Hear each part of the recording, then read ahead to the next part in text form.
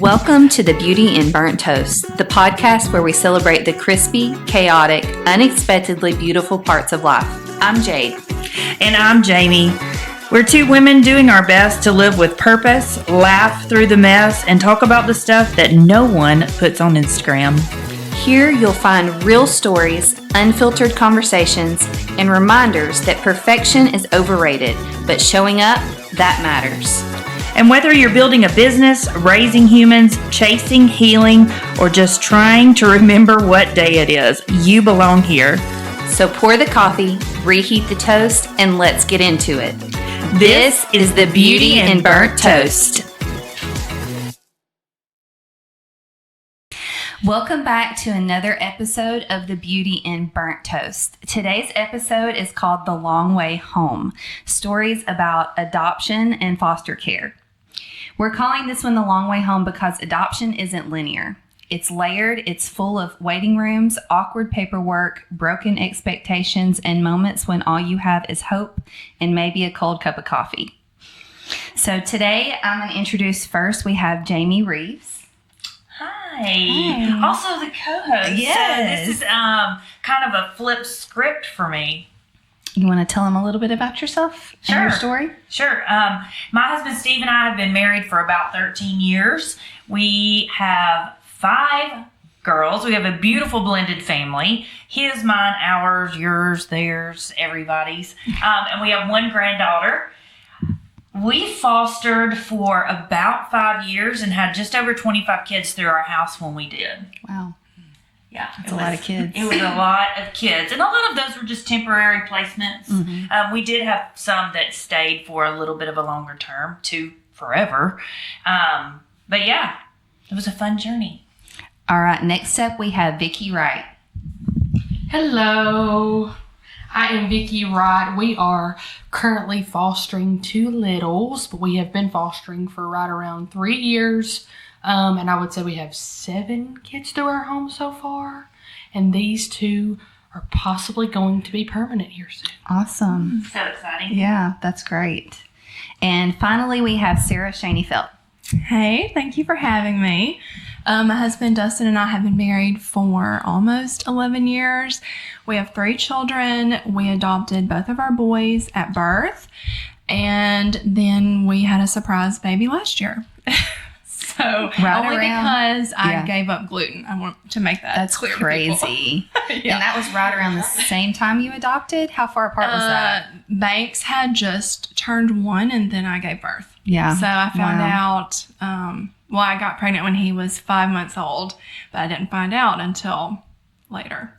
That's crazy. Well, Vickie and I are both like, oh, we didn't know that. I know, it's a crazy story. So I feel like that happens a lot. Like, I have a friend over in Florence. I think maybe it was the same week she adopted. She found out she was pregnant. It's insane that happens the way it does. Mm-hmm.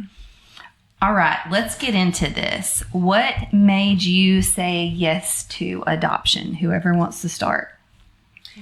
Okay, I did not picture my life as being an adoptive mother, but we struggled with getting pregnant, and when we tried to decide whether we were going to go the fertility route or the adoption route, we prayed about it, and we really felt peace about both. So we chose the fertility route because, I'd always wanted to experience pregnancy, and that's just kind of what I felt like the path was. And so during our second round of IVF, I started seeing all of these things about adoption. Mm-hmm. And I was like, what are you doing, Lord? Like this, this is not my plan. Yeah. And I researched more, and I joined a Facebook group, and then that round was unsuccessful.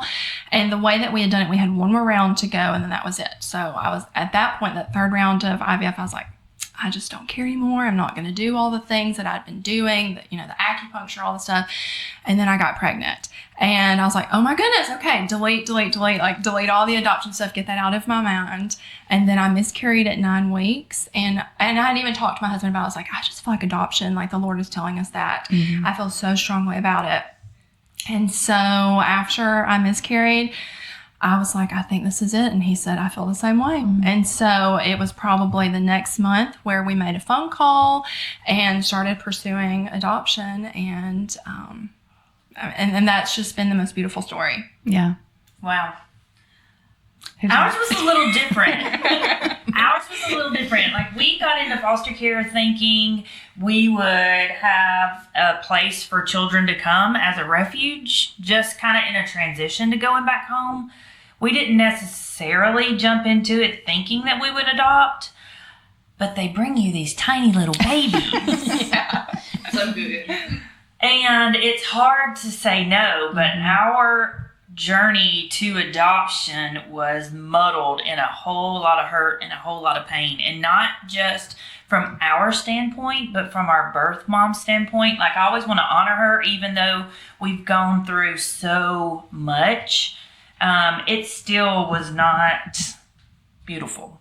There's a lot of hurt in there. Mm-hmm.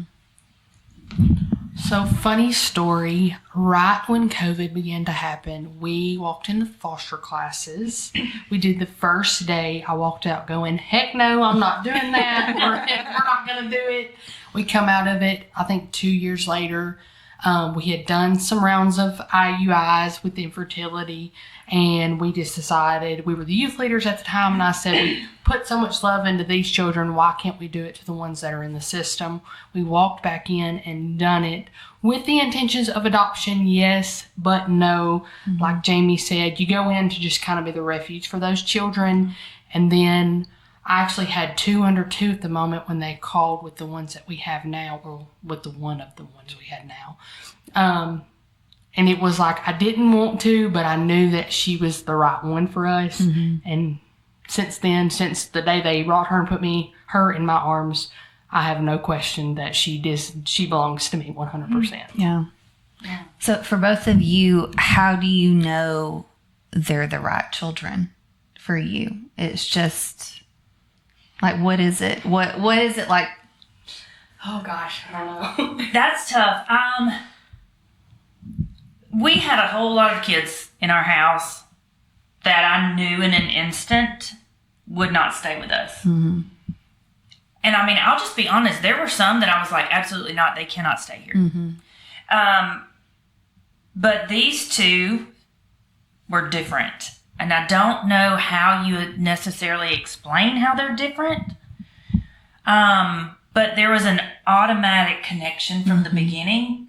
But what was different for us is that I had that automatic connection with their birth mom. I really thought that she would remain in our lives as our child, and then we would be like almost the grandparents to our girls, mm-hmm. and not necessarily the parents, because I had such a connection with her.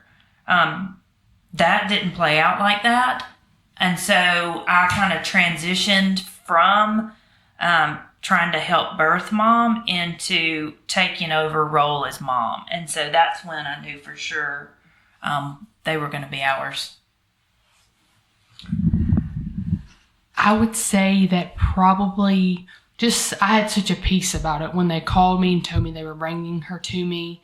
It become not really 3 under 2. It was more, I loved the other 2, but I knew they were going to go home. And then she become just the light of my life. Mm-hmm. I don't know. She was different. The day it's just a connection. The day she brought her and put her in my arms, she was perfect. That was it. She was perfect. Yeah. There was no explaining it. I knew she was going to be ours forever, soon, hopefully. Sarah, yours looks a little bit different. So how does that work for you as far as ending up with a certain child? Well, I don't know any different at first. Yeah. With the private adoption, the way that we did it at first was we went through a consultant, and they worked with agencies all over the United States. And so I was so excited when we would get our first case, because I thought, oh, like this is, another step closer. And it was very difficult reading those because they're just full of trauma, and brokenness. Yeah. And that's what people, I think, sometimes forget about adoption. Like, yes, right now our story is beautiful, but it is born out of brokenness. Mm-hmm. With Harrison's adoption, he's our oldest child that we adopted. We did not get to him until he was 4 days old. And his birth parents had already signed away their rights. So immediately, as soon as I saw him, I knew he was mine. With Banks, we were there at the hospital when he was born, and our social worker had gone out of town. So they could not sign. We adopted in Texas, both boys. And so their rule is 48 hours after is when they can sign TPR. And we had to wait. It was over time. It was almost 80 hours, I think I counted. And we were able to bring Banks back to the hotel with us. But at that point, he still was not officially our baby. Mm-hmm. And I just knew that would, rip my heart out if his birth parents had changed their mind. So it's just kind of that fine line of I love this little baby, but I'm trying to guard my heart just a little bit until that happened. But once those papers are signed, then we finish the process, but pretty much unless you do something terrible, those babies are yours. Yeah. So just pretend we know nothing, because I do not know a lot about adoption. How do you set certain parameters for what male, female, you can what does that look like? You can be as particular as you want to. Mm-hmm. We, of course, were open to singles, doubles, any gender, any race. The only thing was with drug use. Mm-hmm. And that I talked to a medical professional just to kind of see what that might look like. And if we felt like we were capable. But yeah, you can set as many parameters as if you want to. So it's just a parent that had been using, and then the child would be coming off of that, or what does that look like? Yes, they would let you know mental illness wise, things about the birth mother and even birth father if that was known. And then, of course, if they had tested positive for drugs, mm-hmm. then you would get updates every time they went to the doctor. You would get to see all the things. But yeah, they let you know all that. Okay. How does connection with parents work for all of you? In the particular case that I have right now, I have no connection with her, nor do I want connection with her. Okay. And that's probably enough. Okay. It is, it's a very difficult path when it comes to birth parents that have essentially had their children taken away. Mm-hmm. Our birth mom, we have, one birth mom, 2 daughters. She wanted her girls. Mm-hmm. I mean, she wanted to keep her babies. She just didn't know how. Well, she was very young, right? She was very young. She was 16 years old when she got pregnant with the first one, and then 18 with the second. And so she didn't really know how to parent. And I'll just tell you, the state fails on all levels mm-hmm. when it comes to foster care. I mean, from biological parents to foster parents to the children, who should be the number one priority, they drop the ball. Mm-hmm. And so we don't have a great open relationship like what I had hoped, because of the tragedies that came out of DHR and the way they handled our cases. Mm-hmm. Sarah, what about Yeah, ours is different. Okay. We do have an open adoption with both boys. Now, they are not biologically related. Mm-hmm. But, and at first, when we were considering open adoption, I thought, no way. That's just too weird. Mm-hmm. But I had to realize it wasn't about me. And as long as it was healthy for the children, I wanted to maintain that. And then, and then leave it up to the boys when they get old enough, they can decide. But I don't want to do anything to impede that. So with Harrison's birth mom, we have a great relationship. I talk to her, every once in a while. Mm-hmm. And then with Banks's birth mom, her heart can't handle it right now. She mm-hmm. still struggles. So we have an app actually that our adoption agency, kind of advertise. It's called 23 Snaps, and I can upload pictures to it. It's kind of like an Instagram, but the only people that can see it are the people that join. So our adoption social workers on it, birth family, birth parents, and I'm uploading pictures all the time so that they can open that and see that when they want to. That's neat. That's good. Yeah, that that's is neat. neat. Yeah. So, for all of you going into this, how did it compare between what you expected and what you experienced? Oh, Lord, listen. Loaded question. Listen, that's a loaded question. So, in foster parenting classes, when they are preparing you for the children that may come in your home, they go through all these scenarios. The one thing that stands out in my mind the most was that they were like, there are fire starters out there. There are children that will burn your house down. Oh, yeah. And I thought to myself, wow, that's terrible. They don't prepare you for the terrible. Mm-hmm. Somebody burning my house down would have been easy. Let me just tell you. We could have put that out. We can't put out the trauma that comes into your house. Mm-hmm. We couldn't remove the emotional bonds, the spirit of just oppression that foster care brings into your home. They did not prepare us for that whatsoever. So they don't all. talk about the mental side of things. Oh, they do for about 22 seconds. Okay. Yeah. We don't need to talk about people starting fires. Mm-hmm. Please let me know how many children in foster care have started a fire in your house versus the amount of children that had come into your house with so much baggage that you spend the night holding them, sobbing your eyes out because there's absolutely nothing you can do. I mean, that's the darkness that they do not prepare you for. Yeah. I could go on for hours. So, well, let me ask this. Do they give you any support after the fact? Oh, let me answer this. Gosh. I'm scared of the answer for this one. So, like she said, they go through these things. You could get 8 weeks or something like that, and they tell you all these things, and fire starters are ripping, siding off your house. You know, one of those.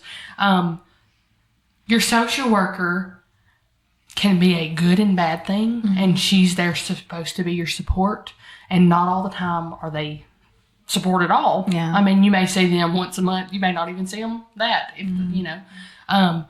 They say to connect in the people within your class, but you only know these people for 8 short weeks, and you only see them one time a week, and it's hard to connect like that. Yeah. So my suggestion is to find you a community.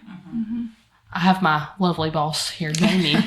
She is my community. She has to hear all of my complaints.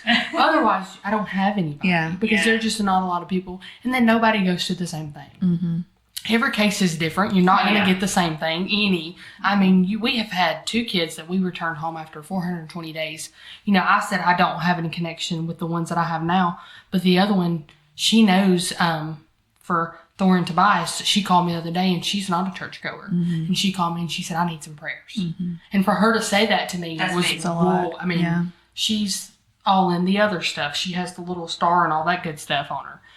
For her to say that to me, I was like, I've made a connection with her, but not with everybody else. And then just the social workers, like I would say that I have one right now that's amazing, but I have one from another county that she would rather look at the dirt than look at me. I mean, seriously. So there's no sort of support system for any of you after the fact. Did you experience that? Probably from church. Yeah. The church that we go to has a very large adoptive community. Okay, that's good. And so, I mean, that. Yeah. Did they have any sort of like small group or class, or you just make friends with these people and kind of go through life together? Yeah, friends with them. And then a girl that I met through a Facebook adoption group, we connected because we were going through the same exact like situation, and that was nice. Are y'all in any groups for foster care on Facebook? Is that a thing? I used to be. Now that, we're adoptive parents and out of the foster world, I'm not. But I do still have a close connection with a lot of people that are in the foster world. Now, we've kind of moved on to how the support looks after the fact. More emotional, mental health support kind of things, which we all need. Like, it's not just about the kids, because you get to some pretty heavy stuff, especially because I've had my children for so long. We did adopt them at a young age, and they were in our lives since birth, just not our children. And so my girls are now 8 and almost 11 in 8 days. She tells me we're on a countdown in 8 days. She's was like, I'm a tween, Mom. I'm a tween. And so we've been able to see how the trauma from foster care has affected them as they've aged. Yeah. And so we have more of a support on that side of things versus being in the midst of foster care. Mm-hmm. Well, I guess yours are too young. Yours go to some sort of therapy, right? Girl, we got all the therapies. We be therapizing. If it's available, we're doing it. Yes. Sarah, what about yours? Is that something that you've needed? Not yet. We haven't. I mean, they're 6 and 2 right now. But if that does come to, then we definitely will. Good. Yeah. Therapy's good, you guys. It's not a bad thing. It's great. We're going to harp on that until the cows come home. Yes. As soon as mine gets old enough, Yeah. and she can go to play therapy, we will definitely do that. Because there's definitely, some people say that they don't have trauma at that young age, even though she took it at such a young age. Bull crap. Mm-hmm. Bull crap. So much trauma. So much. So I want to go into, I don't think I have this anywhere in the notes, but the financial aspect of things. So let's start with you, Sarah. How did that work for you guys as far as like raising money to do the adoption? I know it was very expensive. Not cheap, yes. Yes. We really trusted that the Lord, if He put this on our hearts, that He would see us through it, no matter how that looked. Mm-hmm.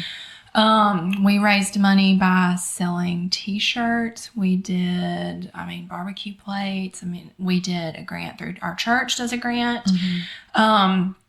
And I don't know if you want to get to like our failed adoption, but we lost money with the first failed adoption. And then, so how does that work?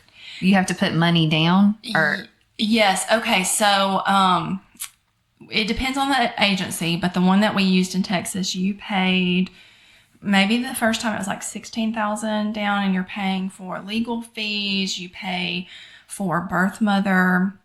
You pay her bills. Mm-hmm. You pay her, all the things. And so you put that money down, and then after placement is made, then you pay the remainder, like legal fees and all that kind of stuff. But so we had just paid, I think it was the $16,000 at first with the first adoption, and then a week before the baby was born or due, I think it was less than a week. Mm-hmm. She changed her mind, and so we lost money, all the money that we had paid toward her, because we had been matched with her for 4 months. Wow. So we stayed with that agency, and actually, do you want me to share that story or? Yeah, just no, talk about, go ahead. Okay. Yeah, I want to know.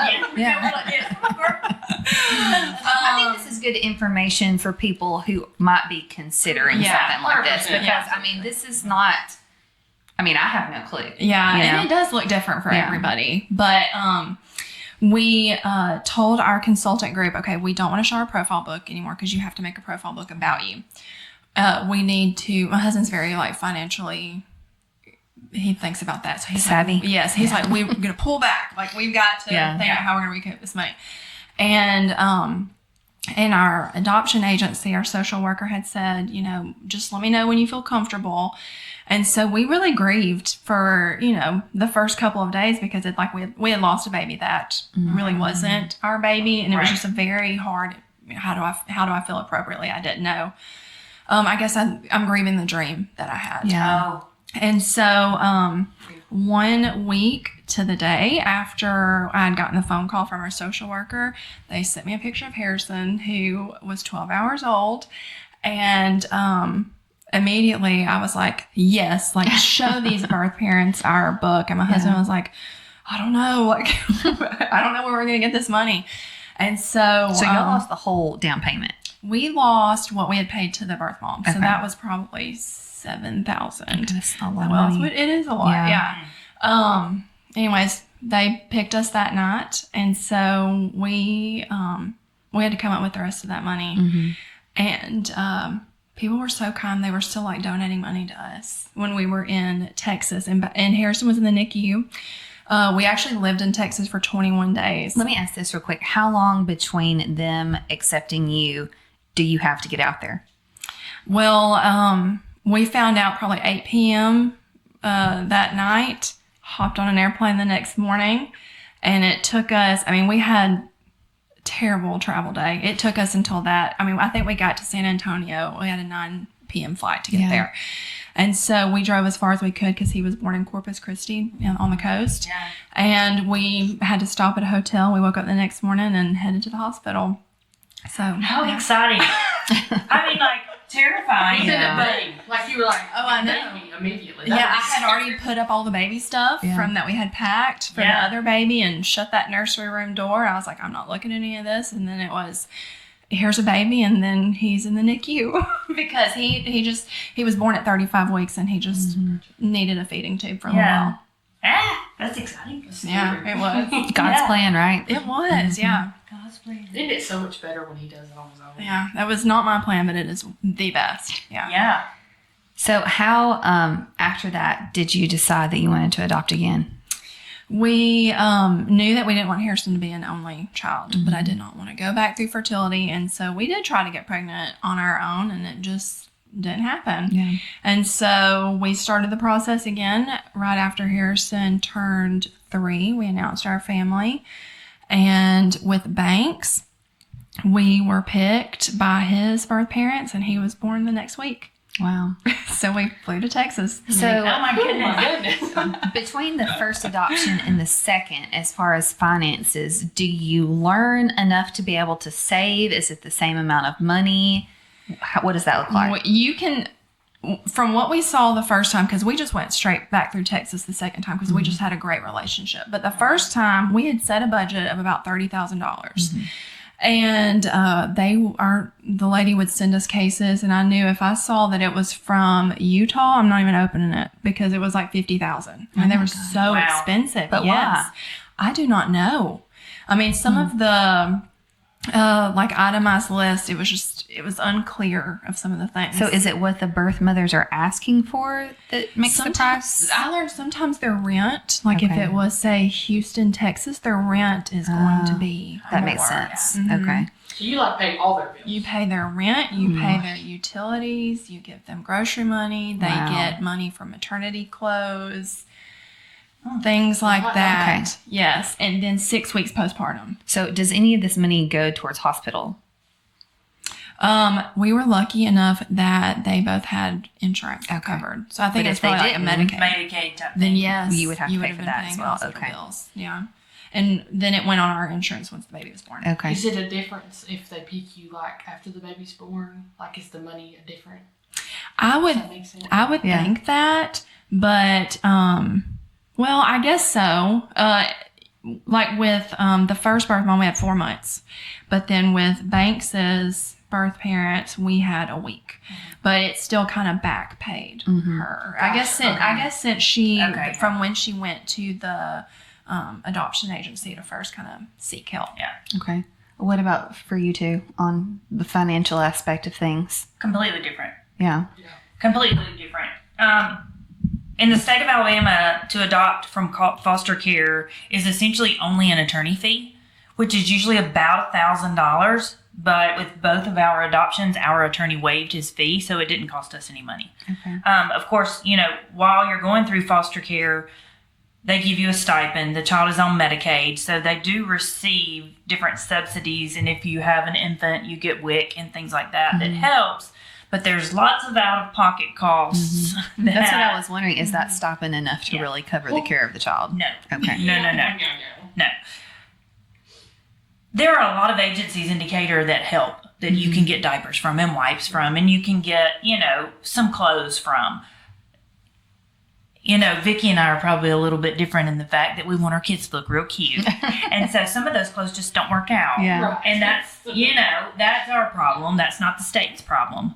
But, there are things like that. You want your kids to be like other kids. You don't want somebody to be like, oh, you look like a foster child. And they do it. I mean, they will. They'll pick on them. They'll point them out, especially when you have school-age kids. And so we wanted to make sure that our kids fit in. And so when we did have children that were school-age, we wanted to make sure that they can enjoy sports or that they could do things that the other kids were doing. And while there are organizations that will help fund those things, we just didn't ask for that. We just went ahead and paid that on our own. So there are certain things, that you do out of pocket just so that your kids fit in. But when it comes to the adoption as a whole, much less expensive. Yeah, so this is totally random question, but I was asking somebody this the other day that was considering doing foster care. As far as you were talking about sports, but as far as traveling, like if they were in travel ball, I know you've gone on vacations before.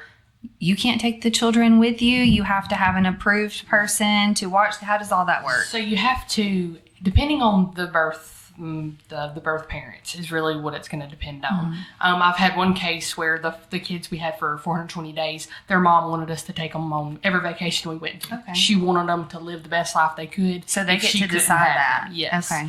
Now the mother that I have now with the two that we're possibly going to adopt here soon, she does not want them on any vacations. She says that she's worried that we would run with them, which is not the case at all. So we always just go to the judge, and the judge will sign off on it every time. For the most part, as long as you're a good fit and you're a good parent, they're going to let you. So it can be approved. It can, yes. Even if they deny it, you can go above them. Okay, so what about babysitters? I would say you just use your discretion. Okay. There is something where you call, what is it called? Respite care. Yeah, respite care. You can have someone that's already in the system. Yeah. Or fingerprinted, I guess, essentially. Watch them, but I would just rather leave them with my parents. So does anybody they stay with have to be approved? Or, Yes. Okay. Yes. Yeah, they have to go through a background check, fingerprints, and all the things just to make sure, that you're not leaving them with crazy people. No, we had to do that too, though. With while we were still waiting on our adoption to be finalized, anyone that might be like a possible babysitter had to go through a background check. Yeah. How long did it take to finalize? Texas requires 6 months. Oh, after wow. birth, so we follow Texas law. So what could happen in that time when the finalization is going through? Is there anything? I guess we could lose them if we did something terrible. Okay, But really, it's just a bunch of social So work you would have visitors. to go psycho and Yeah, pretty much. Okay. Yeah. Like the parents can't never mind, I want my baby back. Can they? I think do that? they could, but it would have to. It doesn't happen. It would have to be something very special, and I don't even remember what our social worker told us because she's never seen that happen. Yeah. But we still do go through social worker comes to visit and writes up reports and things like that. No, until we were. Oh, okay. Yeah, no, I was like, until we were what? finalized. No. So we kind of went through a lot of the next questions, trauma, birth parents, things like that. I want to ask a little bit of maybe a hard question. With all the things that you guys are talking about, there's the possibility of a lot of loss involved in this. So how do you guard your heart for moments like that? Y'all are all looking at me like I'm throwing something at me. I would essentially say, and we may be different. I don't, and that's sad to say, but I don't.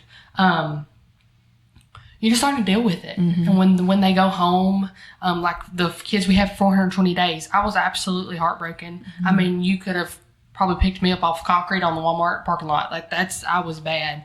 But you just learn to deal with it, and you just find outlets to make it easier on yourself. But with adoption or with foster care, your intentions are reunification to a certain extent. I wish that was always put in there, to a certain extent. But you just learn to. They say all the time, how do you get up and how do you do it? You get up and you put one foot in front of the other. I don't know how to explain it to you. You have to move past it. You have to work with it. So we talked about therapy for the kids. Is therapy for yourselves something you guys have looked into as far as dealing with that? Yeah, I did. Yes. I did all the therapies. I still highly recommend it. Just pour your heart out to somebody that can't say anything back except for, I completely understand. Have you tried this? Instead of judging. But I think what kind of protected us to a certain extent is we always prayed God's protection.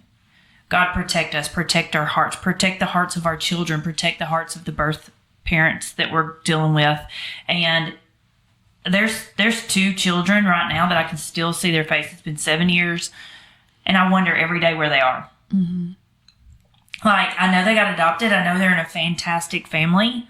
I don't know who they are, who they're with, or anything like that, and I think about that, and it plagues me. But I just pray, Lord, protect them. Protect my heart, protect the heart of every single foster parent, because it is heart-wrenching. It is gut-wrenching. It will literally, like she said, put you on your face, whether that's in prayer or whether that's in a semi-nervous breakdown. It will put you there. I don't know how many times I sat in a courtroom bawling my eyes out because of the brokenness that was just all around. I mean, it is unbelievable how difficult, and I think that's one of the misconceptions that people think. They think, oh, I'm going to bring these kids into my house and it's all going to be hunky-dory. Mm-hmm. We're going to give them everything that they never had. It's going to be a beautiful relationship, blah, blah, blah. No, it is not. While there are tiny glimpses of beauty, it is so much darkness. Mm-hmm. And that was one of our kind of like, just let us be the light. Even if that light is just for a tiny, tiny little second, just let us be the light. Whether that was with the kids, with the social workers, with their birth parents. And my goodness gracious, that's hard because there was a lot of times where I wanted to shut the light off. Seriously, that's enough. I feel like it's very much a calling, like it has to be a calling. Yeah. What about you, Sarah? How do you work through that trauma? I don't think I guarded my heart enough the first time because we did, like when we told our parents that we had been matched and we wanted to do like a gender reveal, like we wanted to do things that other couples get to do. And so then when the birth mom changed her mind, that was devastating. So then when we got matched with Banks, of course we did tell our parents, but we didn't tell anybody else. And so when we flew to Texas, we didn't tell anybody until, the papers had been signed and we could finally, breathe deep. Mm-hmm. We didn't tell anybody. Yeah, I don't blame you. Yeah. I can't imagine. So, we know God is obviously in everything that we do, but did any of you experience just like a true God moment that stood out to you in the midst of foster or adoption? I think when we had that first failed match, I got the phone call. I'll never forget. It was during my lunch period. Mm-hmm. And, literally 7 days later, like during my lunch period, I got the picture of Harrison. Only the Lord could do that. Yeah. And that's just how it felt like, meant to be. But yeah. Well, what about with your daughter? Like that moment, gosh. What did that feel like? Wait, your biological is a girl? Yes. Oh, that's so crazy. What's her name? Merritt. You're meant to be here. I don't know. That one was hard. Dustin and I were talking about this last night. I struggled with my feelings about that pregnancy because one, I found out about her when I was 9 weeks pregnant.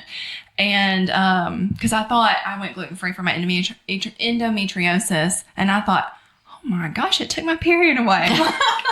Praise! This is the best. Yeah. And then it dawned on me oh my gosh, maybe I should probably check.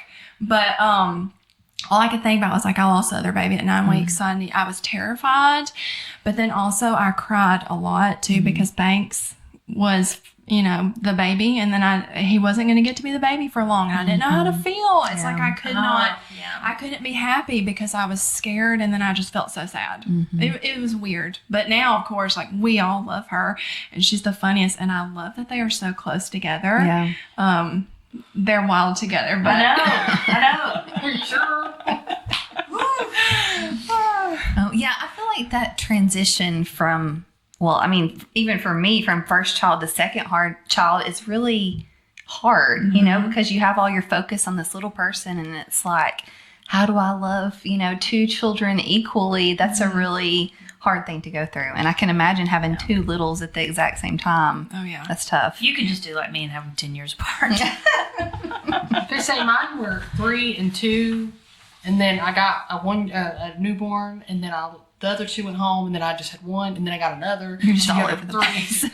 to 2 to 1. It's fun. Yeah. It's fun. just stay in diapers. Living in them. Yes. What is the most you ever had at one time? 3. 3. And okay. that was, he was 2, she was 1, and then The other one, she was 2.5 months. Yeah, so that's we were a lot. under Yeah. 3 under 2, and it was a wild party. You were under diapers. That's what you were under. Yeah, a that's lot of stress. that's a lot. We had 6 Oh, God. at one time, but it was only for about 72 hours.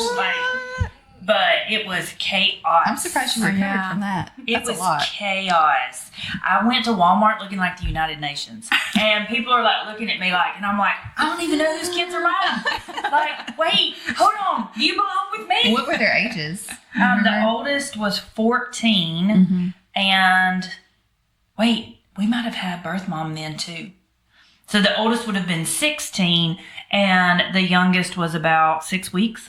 So a big age range. Oh, yeah, Yeah, all the wow. things. And let me tell you, that's one thing about foster care. We're like, we only want infants. We only want children under the age of 3. First call we got, hey, we have this 16-year-old little girl. We think she'd be a great fit for you. She's 16 weeks pregnant. We just need her to stay there for the weekend. Well, there was an infant, just not out yet. I'm like, the next time, let me just tell you, let me explain what I mean by that. But she stayed with us for 2 years and gave us beautiful babies, so it was fine. But they will call you on anything. Red, yellow, black, and white, 10, 17, 2 months, brand new, all the things. Oh my 5, 6 at a time, too. Yeah. Yeah. They'll have the siblings at a 6. They're like, hey, you want to take them all? I'm like, no, I'm good. It's fine. Yeah, that's a lot. Oh, yeah. Okay, so every episode we ask for burnt toast moments. Oh, wait. Who wants to start? I gotta think about this. And a burnt toast moment is just anything kind of crazy that's happened, possibly something that maybe you learned something through. Sarah, what you got? I guess I'm gonna have to go back to that failed, that failed placement at first, because I thought it was over. I was never gonna be a mom ever again. I don't know. And then I guess with Banks' adoption, because even though we adopted same agency, same state, they were totally different. When we had to wait longer, I know that sounds so petty to say now, but wait longer for those papers to be signed. I just thought I'd convinced myself they were changing their mind because we had experienced that before. But yeah, they did not. Thankfully. So it's just working through the mind spiral of what and if. really having to trust in the Lord. Yeah. Yeah. Really having to put your faith out there. So I have a silly burnt toast moment. Go ahead. God puts these little moments in your life for you to be like, it's okay, I've got this. We had all these children in our house. I think this time so our 2 girls are Hunter and Asher, and at the time they were an infant and 18 months old. And then we had 2 little Guatemalan children, a boy and a girl, that were 6 and maybe 8. And so they all slept on one end of the house. And the little girl, she did not speak much English. They had just come into the States. But she would just run into my room. She'd go, Mom, Mom, Mom, Mom, your baby's crying, your baby's crying, your baby, Mom, Mom, Mom, Mom. And I was like, oh. And I couldn't help but just laugh at the chaos that we were living in. Because I also had a biological daughter at the time that's like 11. And so it was constant. I literally felt like for a little bit that I was just living in a comedy show. Like, how can this be my life? That it is so chaotic that I've got this little person that is just a parrot. She can only speak a few things, but she's telling me everything. She would say, La Laundrette, off, Mom, La Laundrette, off. So the washing machine. Like, she would tell me every little aspect. And I was like, thank you, Lord, for just a little bit of comedic relief in all this absolute chaos from her. So in our situation that we had our daughter at the moment, and we had Thor and Tobias, who were 3, 2, and then our daughter was about to be, she was about to be 1 in January of last year. And we had just moved. I was in the hospital, the whole 9 yards. Life was rough and tough. And I sit down, our social worker comes, and she goes, I need to really talk to you. And I'm facing Thor and Tobias is going home in February. And then I've got this other little girl, and it's just chaoticness. And she looks at me and she goes, the birth mother is pregnant again. And all I could say was, why in the heck did you allow this to happen? Although she has nothing to do with it. It just felt like everything. And now I look back and we were so worried. And then when we finally got him and he was here, and then we went from 1 to 2 again, he is the most precious thing ever. But in that moment, I was like, I don't know if I can do this. Yeah. Because I had a 3, I had a 2, and I had an almost 1-year-old. And then I was just going to have another one. And I'm like, man, I'm in the trenches. I can't breathe. Are we ever going to be done? And then he's just like the biggest blessing. Yeah. So I look back and I think that the Lord was really just testing my patience. But he knew that everything was going to work out. Yeah. God's plan is better, right? Always. Even in the moment we think we're going to lose our mind. Yeah. He knows what's going to happen on the other side. Right. Okay, guys, we're getting to the point of wrapping up. So I want to ask each of you if there was one thing that you wish everyone knew about foster or adoption, what would it be? Maybe possibly a misconception that people have that you want to correct. I think the thing that people tell us the most that is they'll say, oh, they're so lucky to have you. And I hate that because I know what they mean. Yeah. But I'm like, no, I mean, I'm lucky to have them. You know, they could have been, their birth mom could have picked anybody else. But yeah, I think it's that. I would agree.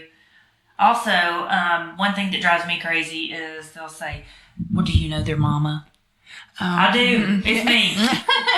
Yeah. I'm the mama. Yeah.